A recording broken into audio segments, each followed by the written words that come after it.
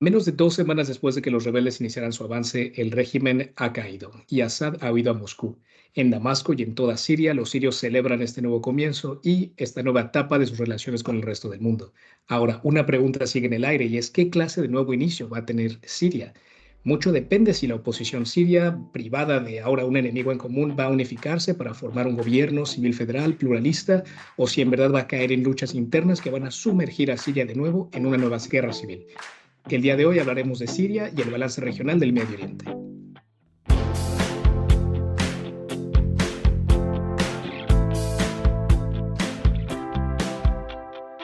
Hola, ¿qué tal a todos? Soy Fabio Almada, una vez más en Guaro Diplomacy, su podcast de geopolítica y relaciones internacionales.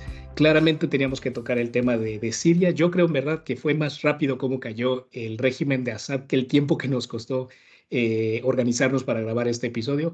Pero tenemos hoy dos invitados muy interesantes que ambos son doctores, están doctorando en relaciones internacionales en la Universidad Complutense de Madrid y es un placer tenerles. Así que Paul Mauri, Paula Núñez, bienvenidos a Guardia Diplomacy. ¿Cómo están? Empezando por ti, Paul, ¿cómo estás? Nada, muchísimas gracias primero de todo a Fabio, a Paula, es un placer. Y nada, estamos muy bien. La verdad es que sorprendidos por la noticia. Ha sido todo muy rápido y hasta para digerirlo, ¿no? Ha costado entender que el régimen ha caído y estamos un poco a la espera de qué es lo que pasará, ¿no? Muchísimas gracias, Fabio. Muchísimas gracias, Paul, por contar conmigo y formar parte de este petit comité de hablar sobre un hecho histórico que se contará en los libros de texto del futuro. Y sí, yo creo que ahora mismo la pregunta clave es si va a surgir esa estabilidad. Sin duda, sin duda. Y Paula, Paul, es de verdad un verdadero placer tenerles aquí y de nuevo con el poco tiempo que hemos tenido para juntarnos y hablarlo. De hecho, fue muy interesante porque hace menos de 10 días, Paul no nos conocíamos. Le pregunté a un colega que tenemos en común, un saludo para Carlos, que está en Istambul, y me dijo que te hablara a ti, que sabías del tema. Tú, Paul, nos pusiste también en contacto con Paula y en menos de eso, de 2 semanas, aquí estamos, ¿no? Y de verdad siento que el régimen de Assad cayó mucho más rápido que lo que nos costó sentarnos y grabar. Pero en fin, el día de hoy tenemos tres bloques esenciales para tratar de digerir algo que es muy complejo y de verdad estaríamos horas hablando de él, pero para que los oyentes tengan una manera más sencilla de entender lo que está ocurriendo en Siria y para dónde van las cosas, lo dividimos en tres partes. En el primer bloque vamos a hablar de la guerra civil y la caída de Assad, como un poquito un timeline de los eventos más importantes y explicar por qué cayó de manera tan repentina el régimen de Assad. En el segundo bloque nos vamos a centrar un poco más en la pregunta de quién controla Siria, quién puede controlarlo después de si se hacen o no elecciones. Y en el último bloque tocaremos un poco más el tema global, el tema internacional, y hablar de este balance de poder en Medio Oriente, quién gana, quién pierde, y pues un panorama más global. Así que sin más preámbulos, empecemos con el primer tema y hablemos de Siria.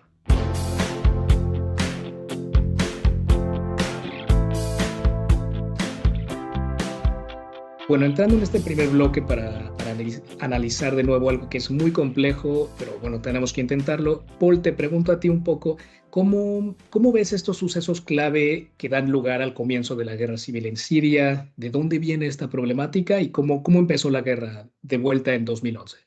A ver, yo creo que es una pregunta también tan cerrada como abierta, ¿no? Porque al final el fenómeno de la primavera árabe yo creo que no deja de ser un contexto que se repite a lo largo de la historia en el caso sirio desde la fundación, ¿no? De la República Siria, ¿no? Lo que después el padre de Bashar al-Assad, Hafez al-Assad, rememora, ¿no?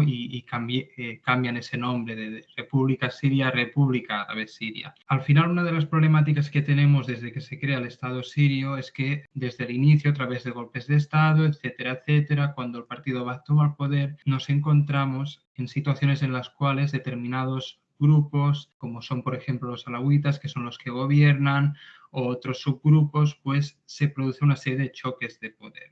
Es muy interesante a la hora de entender Siria, porque cuando hablamos del marco estatal de Siria, hablamos de un conflicto muy tribal, muy arraigado en distintos grupos que coexisten dentro de Siria y sobre todo también en un estado que no solo es 2011, estamos hablando de golpes de estado en los años 50, 60, Después, cuando el partido Baath toma el poder en los 80, reprime protestas de carácter islamistas en 1982, y también en la zona del noroeste, por ejemplo, en el caso kurdo, rememoramos el episodio del 2004 con protestas a raíz de un partido de fútbol como una chispa del siguiente conflicto o revolución que hubo en 2011. Es decir, que 2011 es el gran marco en el que podemos situar el inicio del fin de la caída del régimen de Assad,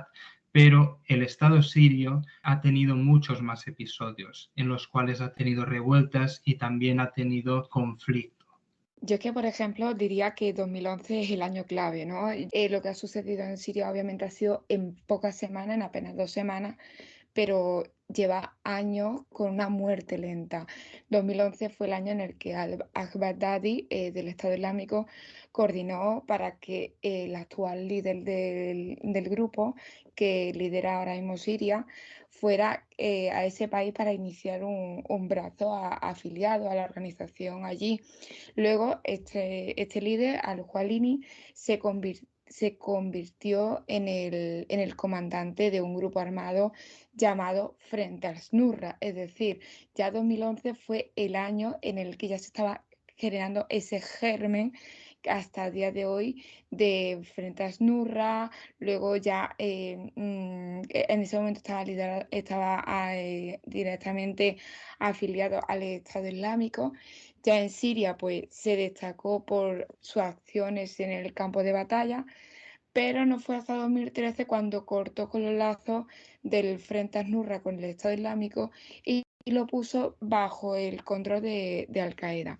Y esto pues ya nos da para otra historia la relación con el Frente al-Nusra, con Al-Qaeda, que después rompió sus vínculos en 2016 y ya pues se adoptó el nombre actual, que es Hayat Tahrir al-Sham. HTS, para aquellos que a lo mejor no tienen Sí, tan, sí, y, tan y pulido el...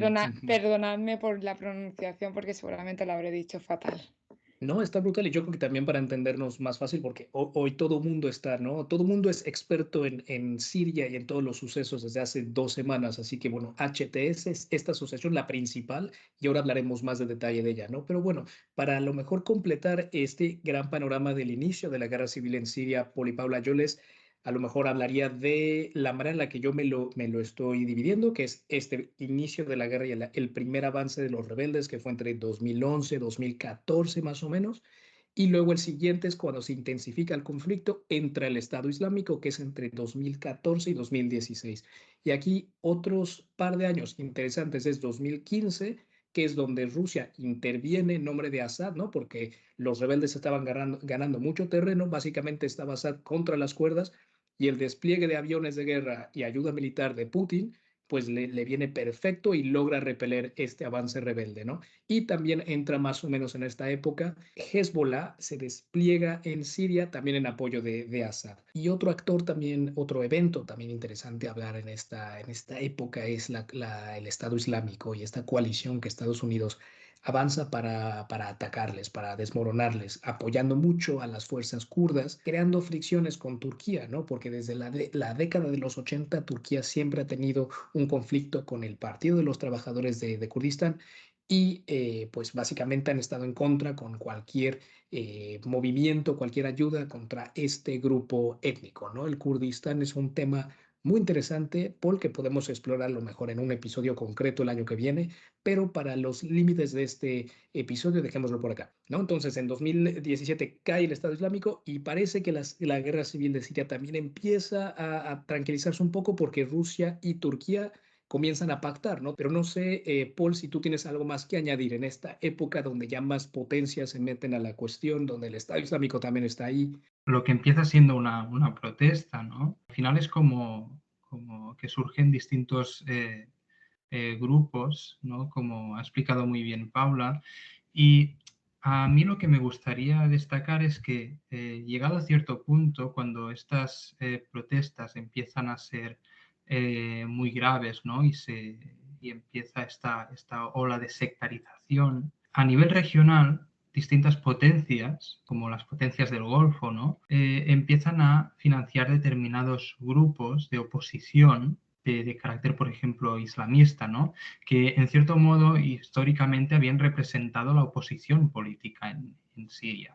Porque es muy interesante, pero en Siria la oposición política la caracterizaban los comunistas y los grupos islamistas. Y en cierto modo después también tenías a los kurdos, pero los kurdos no participaban en el ámbito político porque desde el 62, a través de un censo, se les excluye del sistema de ciudadanía. Es decir, que quedan apátridas y quedan aislados, ¿no? Y esto a nivel de contexto.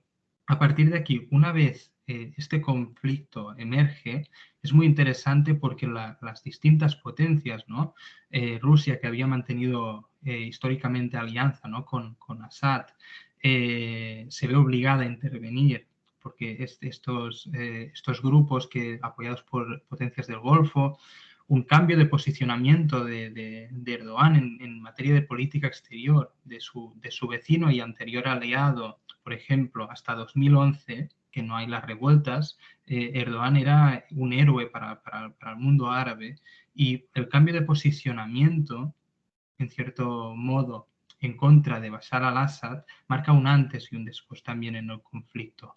Y finalmente, Estados Unidos también ve la oportunidad, porque Estados Unidos era aliado histórico de los años 90, ¿no? Cuando permite la creación del Kurdistan Regional Government en el norte de Irak, ¿no? Esa especie de región autónoma que aparece a través de una zona donde no se puede volar, pero también en el caso sirio, que emergen estos grupos que tienen mucha relación con el PKK, ¿no? Y sobre todo al final un poco donde esclata un poco la cuestión es cuando todos estos grupos empiezan a confluir y empiezan a tener distintos conflictos, ¿no? Y aquí es muy importante entender que en el conflicto a nivel civil también subyacen unos intereses a nivel regional que yo creo que persiguen y perseguirán a Siria, aunque consiga la paz como parece ser que supuestamente ha conseguido después de Assad, ¿no?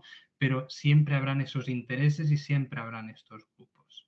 Y también creo que una última parte para diferenciar las distintas etapas del conflicto, pues es la última que se ha visto, ¿no? Que es esta estabilización relativa, acuerdos. Hay que tener en cuenta que entre 2019 y 2023 tenemos varios sucesos clave. La pandemia del COVID es una, que Siria fue bastante afectada por ella. Tenemos la guerra en Ucrania en 2022 y la guerra en Gaza y en Líbano en 2023, ¿no? Factores que dan a entender también razones por qué estos aliados tradicionales de Assad no han podido ayudarle, ¿no? Y Paula, yo te hago la pregunta a ti, tomando en cuenta este contexto que hemos hablado de la guerra civil, entendiendo yo un poquito mejor de dónde venían las cosas, ¿cómo podríamos explicar todo lo que hemos visto este año y cómo cae Assad de una manera tan rápida? Para ver y entender lo que está pasando actualmente, es como que nos tenemos que montar una máquina del tiempo y ver de dónde vienen las cosas, porque sí que es verdad que ahora mismo se debate mucho en si el HTS, el grupo, es un grupo terrorista o no lo es, si es un grupo yihadista o no lo es. Y claro, para eso, pues tenemos que entender el pasado, de dónde viene ese grupo, pues que a partir de 2013 y han pasado más de una década, ese grupo por aquel entonces se llamaba Frente Asnurra, con el actual dirigente al mando, abogaba por una yihad siria, pero solamente exclusivamente siria. Y es una creación inmediata de una idea de Estado Islámico. Claro, pero ¿qué pasó después? Porque hubo un conflicto que se conocía como la fitna. Esa fitna era el debate en si al-Jwalini era fiel al Baghdadi o bien al Zawahiri, es decir, al Daesh o al Qaeda. ¿A quién era fiel? Porque tenemos que mentalizarnos en que eran rivales por aquel entonces, porque Siria era panorama y territorio clave en cuanto y lo sigue siendo a día de hoy, sigue siendo clave en cuanto a la narrativa yihadista, propaganda, etcétera.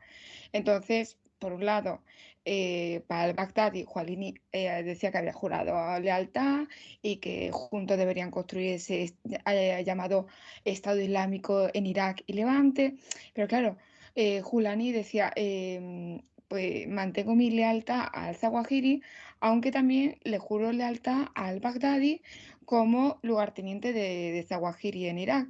Entonces, claro, la idea que tenía por aquel entonces el líder del HTS es que quería una yihad, pero solamente en Siria, y ese desacuerdo, porque no quería una yihad global como la veía al-Baghdadi, y ese desacuerdo pues llevó a un cisma en 2013 en el que los seguidores de Daesh abandonaron Alepo, tomaron ciudades como Raqqa, luego llegaron a Mosul, y es el 29 de junio de 2014 cuando se autoproclamó el autollamado Estado Islámico o Daesh allí en Mosul. ¿Qué pasó con los seguidores de Al-Jolini? Pues que perdieron territorio y se retiraron a la provincia de Idlib. Por eso la provincia de Idlib es clave para entender todo este conflicto que está pasando, toda esta situación, porque a partir de 2016 se reúne, se reúne y se unifica allí. Claro, ¿qué pasó? Pues que los atentados del autollamado Estado Islámico provocaron a la comunidad internacional pues, que dejaran de apoyar la rebelión de Siria, y esto facilitó al final que Al-Assad se mantuviese en el poder. En el propio Al-Jwalini, que creyó que las acciones del autollamado Estado Islámico pues, han permitido legitimar el apoyo a Bashar al-Assad. ¿El resultado cuál fue? Pues que Al-Jwalini rompió con Al-Qaeda en 2016 y se embarcó en un proceso de normalización, de establecimiento de alianza con grupos rebeldes locales, principalmente bajo la influencia turca. Y después pues, estableció un orden político-religioso que se establece en esa provincia, que como he dicho es clave, y para garantizar el futuro duradero, pues modus vivendi al final con Turquía, que le ofrece protección directa al reducir el riesgo de los bombardeos rusos. ¿Y cuál es el objetivo al final? Pues sirinizar, por así decirlo, la yihad en Siria. Paula, creo que no hay una mejor manera de entender a este actor, que creo que es el actor más importante que estamos viendo ahora con estos desenlaces en Siria. Y como bien lo dices tú, hay que entender la filosofía, hay que entender la política interna entre estos distintos grupos, tanto yihadistas como no, como sí. Y creo que ahora tenemos una buena base para hablar del siguiente bloque, ¿no? Ahora, simplemente me gustaría explicar las noticias que todo el mundo ha estado siguiendo, que es como en diciembre de 2024, hace apenas 2 semanas, esta oposición armada, que son distintos actores a lo largo del país, en su gran mayoría este actor, HTS, pues fueron avanzando poco a poco. Bueno, poco a poco, en cuestión de 2 semanas, Damasco estaba rodeado y Assad en un vuelo a Moscú. Ahora, esto se explica por esta debilitación de Hezbollah en la guerra que hemos visto en Gaza, en el Líbano, con Israel, y también a Rusia distraída por su lucha en Ucrania, ¿no? Que lleva retirando tropas y todo tipo de entidades del país después de un tiempo. Así que en verdad, como podemos ver, la guerra civil de Siria no solo destruyó al país, sino que lo convirtió en un tablero de ajedrez, ¿no? Entre potencias, tanto globales y regionales. Así que bueno, Paula, creo que hemos explicado bastante bien este panorama, cómo transcurrió una guerra civil que hasta el día de hoy sigue sin terminar al 100%. Pasemos al segundo bloque y expliquemos estos actores un poquito más en detalle y tratar de analizar esa pregunta principal. ¿Quién controla Siria hoy en día?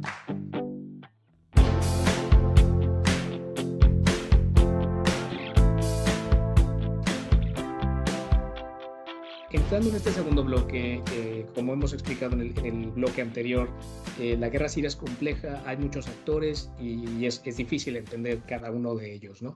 Yo creo que podemos diferenciar cuatro facciones principales: los rebeldes sunitas apoyados por Turquía en el noroeste, los kurdos en el norte y el este, aquellos rebeldes apoyados por Jordania en el sur, y leales restantes de la secta alawita de Assad en el oeste. Cada uno tiene un ejército propio y todos ellos están bastante reforzados por las armas, tierras y por activos económicos confiscados a Assad en estos últimos días, ¿no? Paula, hemos estado hablando hace breve sobre HTS y Al-Jolani. Hablaste un poco, ¿no? Sobre esa polémica. Solía estar afiliado a Al-Qaeda, sigue siendo islamista, no lo es. Parece que por las acciones que ha tomado y las entrevistas que ha tenido, no quiere seguir en esa fila, pero bueno, te vuelvo a preguntar esa pregunta. quién es Al-Jolani y si nos puedes decir por dónde crees que van a ir las cosas de aquí para el tiempo que se viene. Bueno, es el líder de HTS, en verdad se llama Ahmed al-Shara, pero su nombre conocido de combate es Abu Mohamed al-Jolani.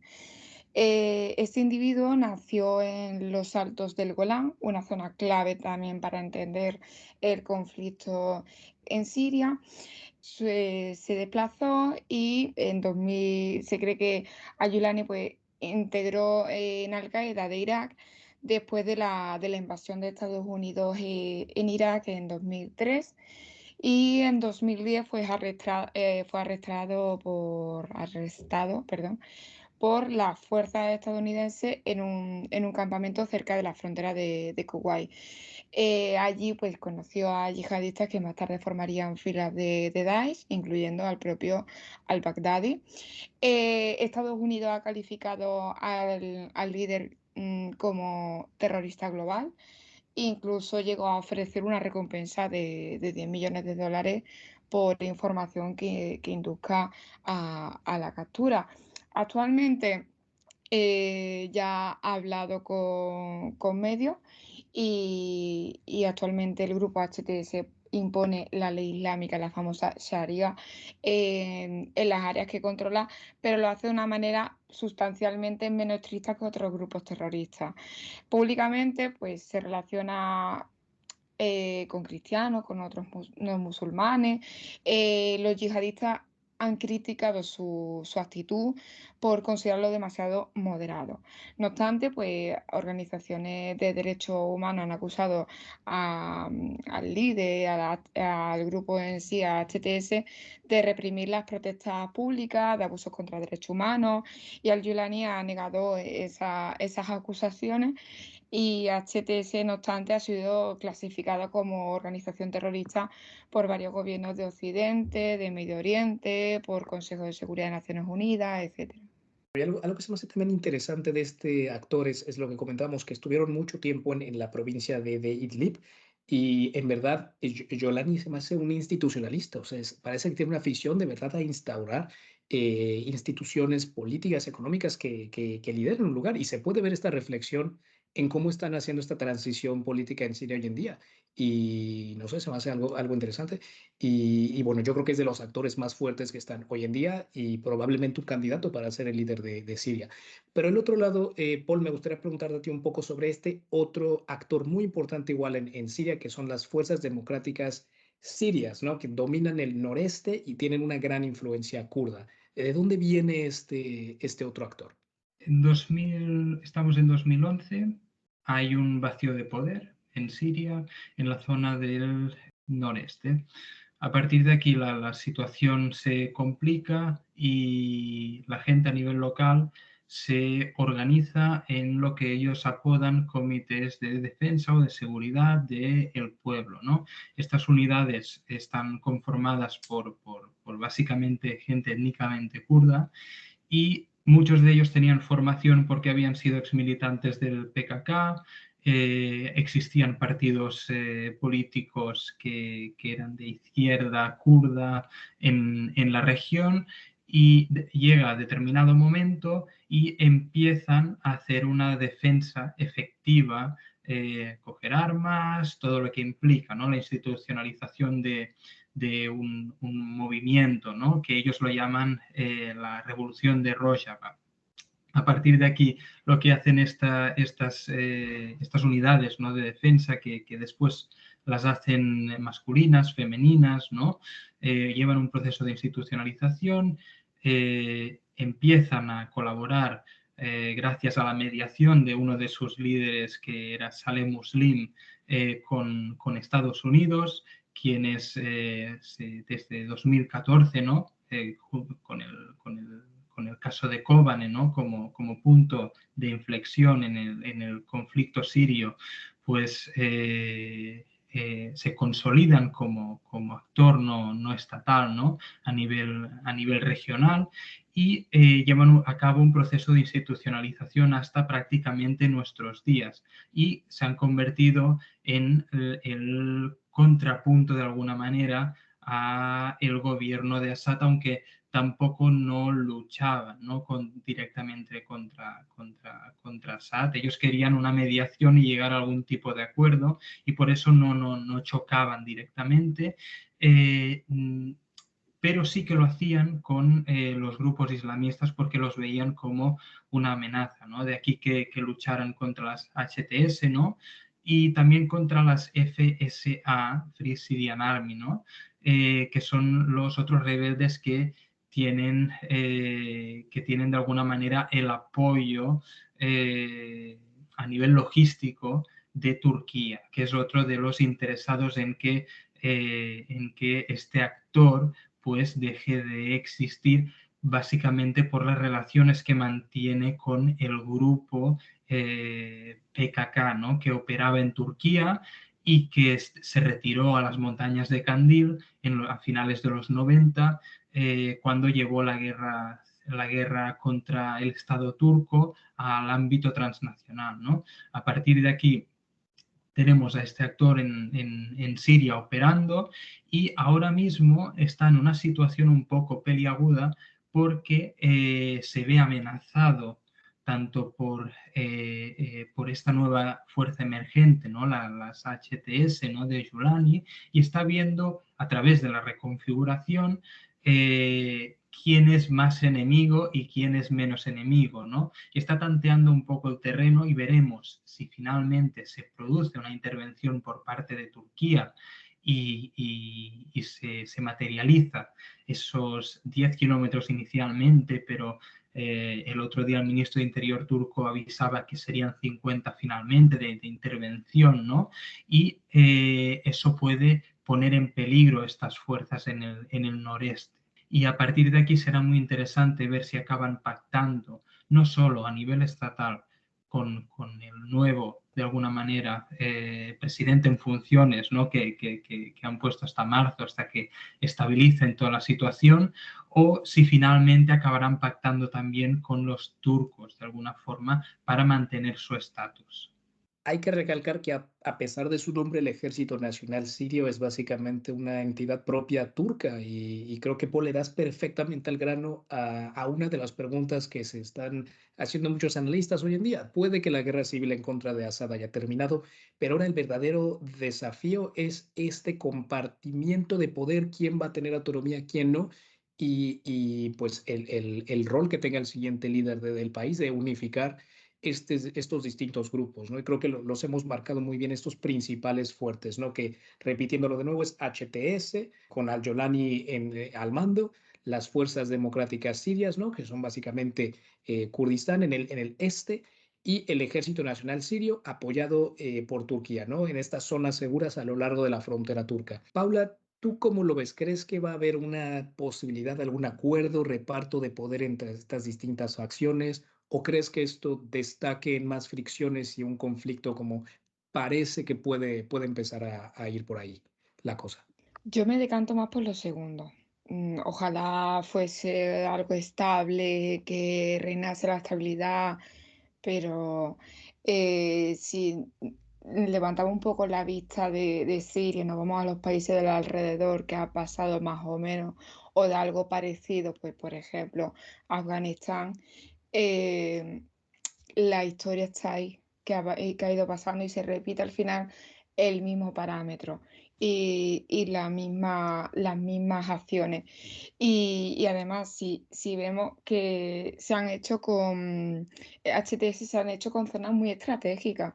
Se ha hecho con la franja que va de Idlib hasta Damasco, se ha hecho también con la costa mediterránea hasta la Catia, en la parte norte, se ha hecho además también con la franja que hace frontera con el Líbano y otro punto estratégico muy importante, que son puntos del Éufrates, con la ciudad de Eresor. Entonces, al final se ha hecho con puntos muy estratégicos, pero ya no solamente a nivel regional, sino a la hora, pues, por ejemplo, de cerrar por ejemplo, algún acuerdo con alguien de no regional, sino algún organismo internacional, por ejemplo. Entonces, ¿qué va a pasar? Creo que Occidente no va a mirar lo que va a pasar en Siria. Va a haber un Sí. conflicto seguramente entre diferentes potencias, ya sea Turquía. Ahí también se mete también el papel de Israel en la zona de que hace poco Israel ha atacado a la zona de Siria. Entonces se presentan ahí diversos actores, la verdad que bastante problemático va a ser ese conflicto y el devenir. Y yo creo que Occidente va a mirar para otro lado, porque va a decir, tenemos a Rusia a puertas de Europa. Total, y creo que de hecho Trump ya anunció que Siria deberían dejar que las cosas marchen por sí solas, que Estados Unidos no tiene interés en esto y que no me extrañaría, Paula, lo que tú has dicho, que las tropas, inclusive que Estados Unidos tiene en la zona, se retiren y que Occidente se mantenga con los ojos ocupados en la otra dirección. Paul, antes de pasar al siguiente bloque para terminar hablando de este balance de poder, Paula ya empezó a hablar de uno que otro país, Israel, Turquía. Ahora entramos en detalle en eso en el siguiente bloque, pero para finalizar este... Misma pregunta, Paul, ¿tú crees que llegue a haber algún reparto de poder? ¿Esa visión un poco más optimista o también compartes la visión que no, que habrá conflicto y fricción entre las distintas fases de este conflicto? Es una respuesta que todo el mundo quiere pensar que todo el mundo se va a reconciliar, que todo el mundo va a ser feliz y que los refugiados, ¿no?, que estaban en gran parte en Turquía van a volver, ¿no?, como ya están haciendo. Pero a mí me da la sensación que sinceramente no va a haber una solución pacífica, al menos en el lado aún no liberado, ¿no?, que digamos que es el lado precisamente kurdo y que me parece que es el que va a sufrir más de ahora en adelante. A partir de aquí, los actores internacionales ya están haciendo su juego y al final, por poner ejemplo, la administración de Biden le quedan menos de 30 días y tenemos a un Trump que dice que no quiere saber nada de Siria. Turquía está loca por acelerar el regreso de los refugiados. Israel está bombardeando posiciones claves en Siria y debilitando aún más lo que podría ser un gobierno bastante parecido a lo que se ha convertido Afganistán hoy. Y después Rusia, que se quiere ir y que de hecho ha recogido todas sus posiciones y ha desaparecido del mapa de Siria, aunque se ve patrullas que están allí, pero están abandonadas. Y finalmente las fuerzas de Hezbollah, que también han desaparecido de la región. A partir de aquí nos queda un panorama muy complejo y que creo que se va a ir reconfigurando a medida que pasen los meses. Y es muy probable que la fórmula que tengamos más o menos a fechas de verano sea la fórmula ya más o menos definitiva. Pero sí que es cierto que no queda mucho margen de esperanza, porque elecciones en Siria no hay y no ha habido desde los años 50 o 60. Es decir, que no esperemos que la gente se ponga a las urnas a votar, ¿no? Claro. Porque eso no ha pasado. Sí, no, tienes toda la razón. Y bueno, yo creo que para entender esta complejidad de la reestructuración de un país y pues para tratar de hablar de este nuevo futuro, no podemos no hablar del balance de poder en la región y el rol que todos estos vecinos y potencias internacionales tienen que ver, ¿no? Así que pasemos, chicos, al último bloque del episodio y hablemos de este balance de poder regional y por dónde creemos que van las cosas, quiénes han ganado, quiénes han perdido.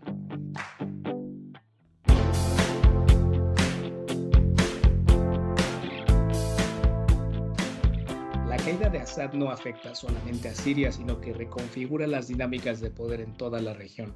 Algunos pueden decir que es un triunfo para Turquía, un desastre para Irán, y otro gran perdedor es Rusia. Lo hemos hablado un poco. Rusia ha estado patas para afuera sobre de cada base que tiene. La huella de Rusia durante los últimos 50 años se ha basado en la dinastía de los Assad en Siria, y básicamente tiene dos bases, la de Tartus, una naval, y una aérea, la de Jaimini. Y en verdad, algo que se me hace muy interesante es que ahora con Assad en Moscú puede funcionarle como una tarjeta de cambio. A lo mejor la república que se quede en Siria logra hacer un pacto, les regresan a Assad a cambio de mantener su base. Creo que las cosas todavía no están muy definidas, pero es cierto lo que menciona Paul, ya se están viendo tropas de Rusia retirarse y eso no es todavía 100% concreto si podrán o no. pero es claramente un impacto para el régimen de Putin. Otro perdedor es Irán. Irán pierde un aliado clave en la región y un punto estratégico para proyectar su influencia. Es a través de Siria donde administraban a Hezbollah. Y en verdad la guerra que se ha visto contra estos proxies de Irán, de Israel, este último año y medio ha sido desastroso en general. Y ahora con Assad fuera, pues es un golpe más directo, ¿no? Sin embargo, Paul, yo te quisiera preguntar a ti un poco, ¿tú cómo ves esto? ¿Crees que estos pierden? ¿Crees que hay unos que ganan? ¿O por dónde crees que va la cosa? La reflexión fácil, sobre todo cuando clasificamos, ¿no?, a los países, es muy fácil caer en la idea, ¿no?, de que hay algunos que son buenos, son malos, ¿no? De la misma forma que decimos que hay perdedores y ganadores. A mí, sobre todo en un conflicto, ¿no?, civil tan complejo que ha durado tanto, ¿no?, como la guerra civil siria, y que aún podemos decir que continúa, ¿no?, porque no está del todo cerrado. No me gusta decir que hay ganadores o perdedores. Me parece que con el tiempo que ha pasado, todo se ha llevado terreno del barro, ¿no? Y hasta cierto punto, cuando hablamos por ejemplo, de Turquía, ¿no?, que sí que es cierto que inicialmente se posicionó en contra de Assad, ¿no?, y parecía una decisión lógica porque todo el mundo va en contra de un dictador, ¿no? Pero después, apoyando a determinadas milicias, ¿no?, que parecían tener vínculos con grupos de carácter muy islamista, pues en cierto modo es como si cada país hubiera tenido facetas, ¿no?, en las cuales sus políticas a nivel exterior se hubieran visto perjudicadas precisamente por el factor tiempo. Porque lo que muchas veces parecían decisiones lógicas, como por ejemplo apoyar a determinado grupo, financiar a otro, porque parecía que intentaba derrocar a Assad, ¿no?, como figura de dictador, pues resulta que después se vio que tenían otros intereses, que a nivel regional tenían intereses por el petróleo, o simplemente, como el caso de Hezbollah, querían tener control precisamente de las fronteras, como habían conseguido en el Líbano, ¿no? Porque en el Líbano, Hezbollah, por ejemplo, había absorbido el país y parece que en 4 días nos lo han descabezado, ¿no?, en el caso de Israel. Y también Israel, por ejemplo, porque Israel es un ejemplo muy interesante, ¿no?, para juzgar, porque es un actor que siempre ha estado ahí, ¿no?, y que lleva muchos años, y de hecho tuvo un conflicto, ¿no?, con Siria en su momento por el caso del Golán, y parece que ahora ha aprovechado el momento. Y sí que es cierto que tal vez ha sido el menos participativo en los últimos años del conflicto, pero sí que es cierto que ahora mismo parece que se está beneficiando de este cambio de gobierno. Y lo que comentabas tú sobre el caso ruso, tenemos a una Rusia muy debilitada por el conflicto ucraniano, el conflicto contra Ucrania, ¿no? Y a partir de aquí, yo creo que Putin no está para recuperar el Tartus. Y ahora mismo no ha puesto ni se ha facilitado ese regreso de las tropas que están prácticamente abandonadas en suelo sirio y que no tienen donde resguardarse, que digamos, ¿no? Y por otro lado, si miramos al este del Éufrates, tenemos a Estados Unidos. Estados Unidos lleva teniendo presencia desde hace ya más de 10 años en la región, ¿no?, y sobre todo en Siria, pero por otro lado, el cambio de gobiernos, ¿no?, de un Obama muy proactivo en el apoyo a los kurdos, pues ha pecado precisamente de la propia democracia, de cambio de políticas y cambio de gobiernos, porque el mismo Trump retiró tropas, lo que facilitó una intervención turca en 2019, por ejemplo, y por otro lado, Biden parece que ha vuelto a reafirmar el apoyo a los kurdos, pero claro, le quedan 30 días o menos. A partir de aquí, perdedores o ganadores en Siria, me parece que no hay como tal.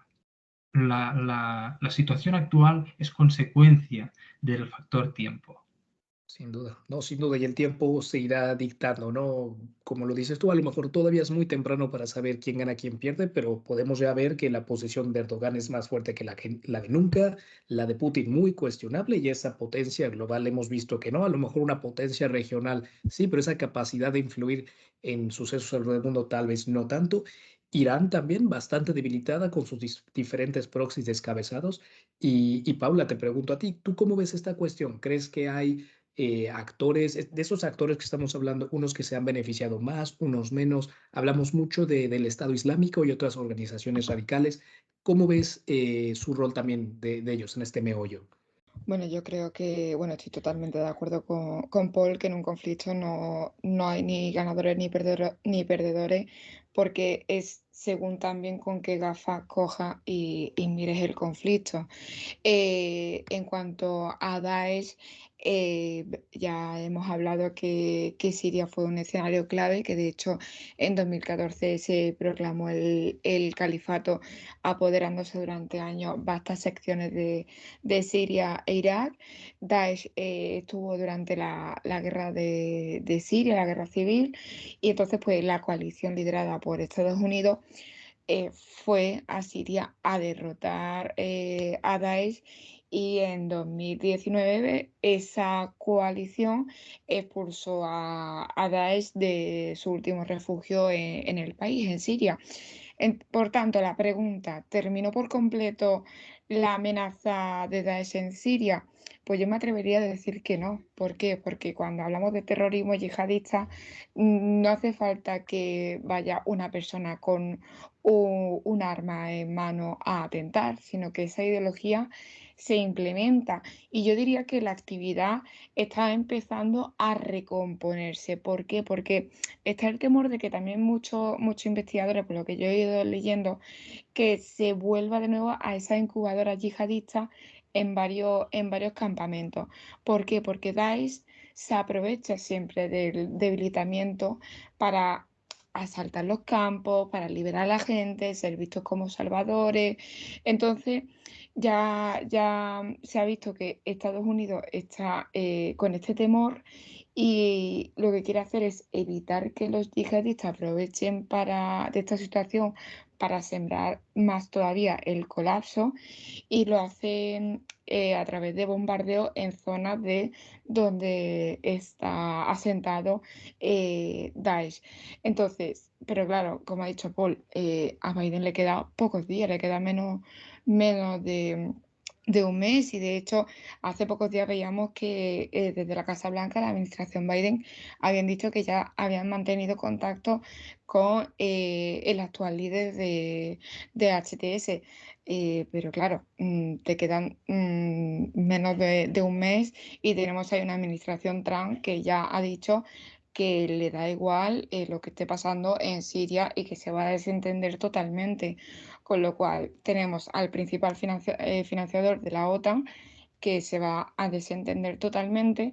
Por otro lado, tenemos el papel que juega Israel, que es clave. Israel está bombardeando la zona sur y punto estratégico de Siria. Al mismo tiempo, por otro lado, tiene ese conflicto con Palestina, y al final se está dibujando un mapa que yo me atrevería a decir que es una bomba de relojería, porque al final yo creo, y ojalá me equivoque, que va a acabar en un conflicto mayor, de eso de el amigo de mi amigo es mi amigo, y el enemigo de mi amigo es mi enemigo también. Claro, como podemos ver, este vacío de poder que deja Assad pues va a completamente reconfigurar el Oriente Medio, y es probable que las siguientes semanas o meses van a ser clave para ver cómo se redibuja de nuevo el panorama y la geopolítica regional. Paula, ha sido un episodio increíble, creo que hemos hablado muchísimo, un complejo y muy difícil tema. Y repito una vez más, nos organizamos, nos costó más tiempo organizarnos que el tiempo que le cayó le costó a Assad para caerse. Creo que eso es algo que yo me quedo. Y dejo un par de escenarios en el aire para aquellos oyentes y son dos principalmente. ¿Se mantendrá esta revolución y se va a imponer un nuevo gobierno? ¿O como lo estamos comentando, será que las facciones entren en conflicto y veremos la continuación de una guerra civil que ya lleva de más de 10 años en el panorama? Paul, Paula, una vez más les agradezco muchísimo por su tiempo, por su análisis y estaremos en contacto. Estoy seguro este año que se viene. Muchísimas gracias a vosotros. Ha sido todo un placer, de verdad. Bueno, muchísimas gracias, Fabio. Y yo eso también quiero dejar una pregunta en el aire, y es si hay Assad sin Siria, ¿vale? O al revés, que también lo podemos decir que si hay Siria sin Assad. Es una reflexión muy buena, Paul, una reflexión buena con la que yo me quedaré esta noche. Y bueno, los oyentes saben que para seguir analizando no solamente el conflicto en Siria ni la geopolítica regional, sino todos los sucesos más importantes de las relaciones internacionales, aquí está su podcast de confianza y estaremos en 2025 siguiendo dándoles cobertura a estos temas. Un saludo y un abrazo para todos.